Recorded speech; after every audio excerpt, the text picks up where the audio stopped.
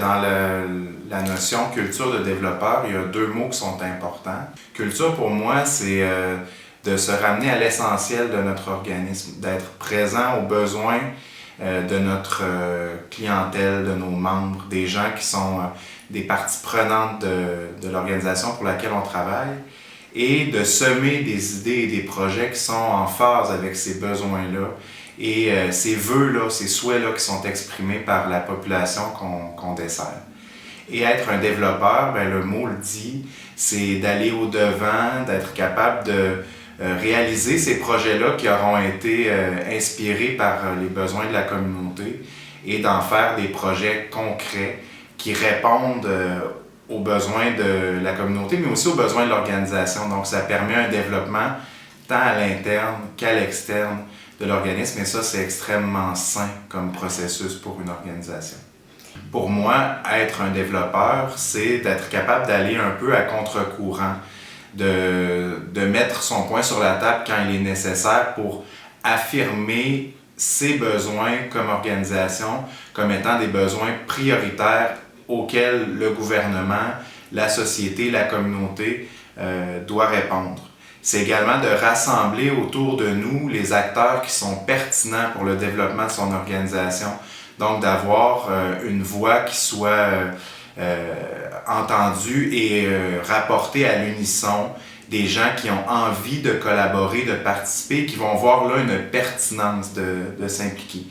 Et en même temps, ben, c'est de mettre en valeur les talents de son équipe, de son conseil d'administration, ainsi que des bénévoles qui désirent s'impliquer, puis même de toute la communauté qui sous-tend. Donc, dans mon cas, c'est un organisme en déficience intellectuelle, donc ce sont les personnes qui ont une déficience intellectuelle d'abord avant tout, qui doivent être impliquées au cœur des projets, faire en sorte que ce soit un projet de vie associative ou un projet davantage axé sur le financement, que les personnes qui sont concernées par les bénéfices de cette activité-là soient au cœur même de l'organisation, de la planification, de la préparation puis de la réalisation.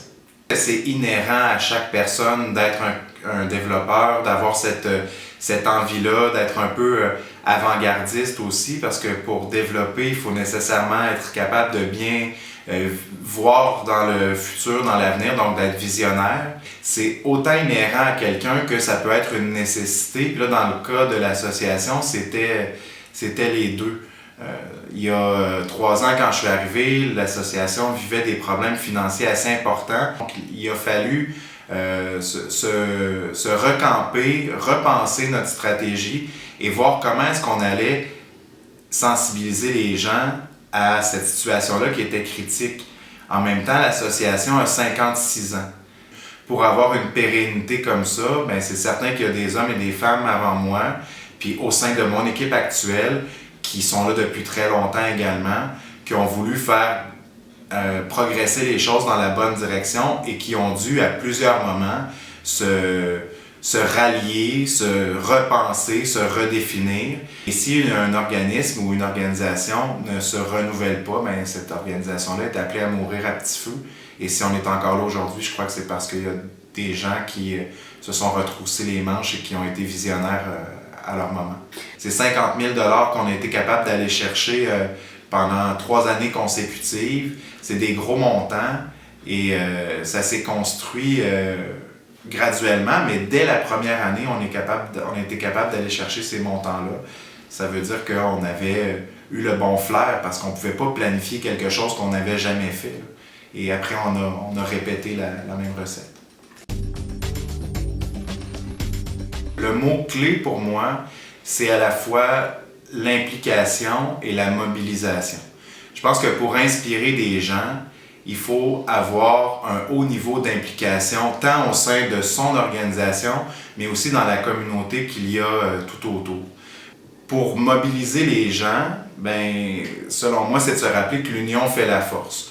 Donc, plus il va y avoir de personnes autour d'un enjeu qui les touche directement ou indirectement, qui vont vouloir rallier la cause, plus il y a de chances que des décideurs entendent cette cause-là, que ça touche quelqu'un qui peut investir de l'argent. Mobiliser les gens autour de l'enjeu de la déficience intellectuelle, ça a été un beau défi parce que c'est quelque chose qui est peu connu, mais chaque cause est belle et chaque cause va avoir des gens pour qui ça va signifier un peu plus que d'autres et qui vont vouloir s'impliquer financièrement. Donc, ça a été plusieurs transformations parce que tout ça est arrivé au moment où j'arrivais en poste. Le redressement financier, mon arrivée. Pour développer des liens avec des partenaires, je pense qu'il faut se reporter à notre vie personnelle et à nos implications personnelles d'abord et avant tout. Des gens qui nous connaissent et qui savent à quel point on s'investit dans les projets vont vouloir certainement embarquer dans d'autres projets, qu'ils soient d'ordre bénévole, professionnel, sportif. Et ça, pour moi, c'est toujours important. Je donne un exemple. On s'est joint à un événement qui s'appelle le Véloton à Lévis, un événement déjà existant. Au départ, les gens nous disaient, bon, ben, c'est simplement une équipe d'étudiants qui vont pédaler pour vous et ramasser des fonds. Moi, j'ai dit, c'est très gentil, mais on va s'y joindre. On va aller pédaler. Fait qu'on est allé pédaler, mais j'ai pas juste invité des gens de l'organisation et des personnes qui ont une déficience intellectuelle, des parents. J'ai invité aussi des partenaires. Donc là, c'était une rencontre. Et a suivi à ça l'investissement de quelqu'un pour être président d'honneur. Il a impliqué son milieu d'affaires. Donc, mais ça remontait à l'université quand j'étais impliqué moi aussi dans quelque chose d'autre, parce que je me suis impliqué dans plein de comités, j'ai été impliqué dans différents projets.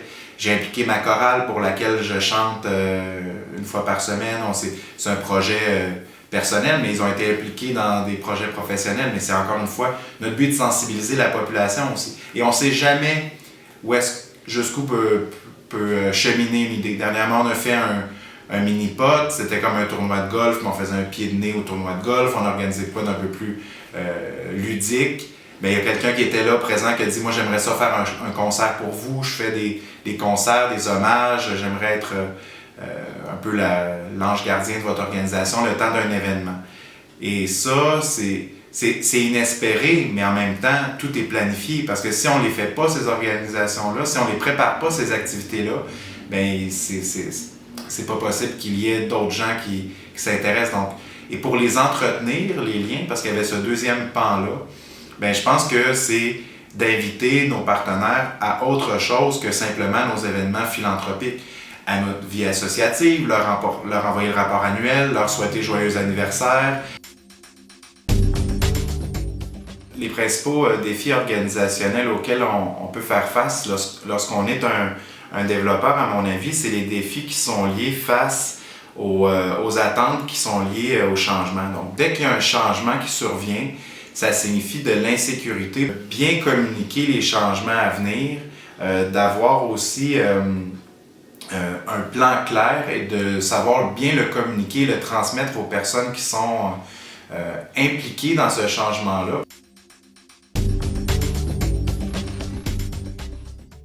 Les conseils que je donnerais à des gens qui, comme moi, se retrouvent en poste de direction ou qui sont des gestionnaires et qui font face à des défis organisationnels, c'est d'abord et avant tout de se faire confiance. Faites-vous confiance parce que vous êtes la personne en poste, c'est vous qui connaissez le mieux votre organisation.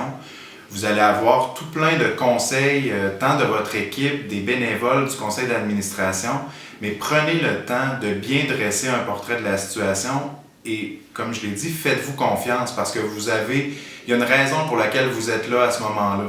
Vous avez quelque chose de positif à apporter dans une situation qui n'est pas nécessairement facile et vous avez les ressources pour y parvenir.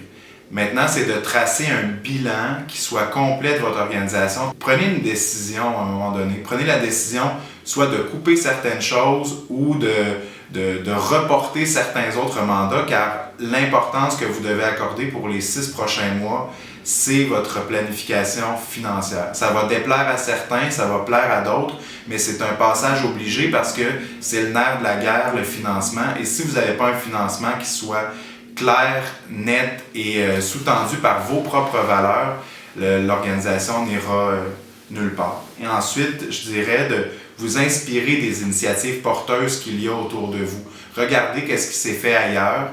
N'ayez pas peur de demander conseil et d'être soutenu et communiquez fréquemment votre vision pour que les gens qui sont impliqués veulent s'investir davantage, emboîtez le pas avec vous, parce que si vous êtes seul à aller au front dans ce changement-là qui est comme une grande vague d'incertitude, d'une part, vous ne durerez pas longtemps, Mais d'autre part, un changement qui n'est pas soutenu par plusieurs personnes d'une communauté, c'est certain qu'il ne va pas durer longtemps. Ça va être un peu comme un feu de paille et une fois vos efforts terminés, ça ne va pas durer, c'est certain.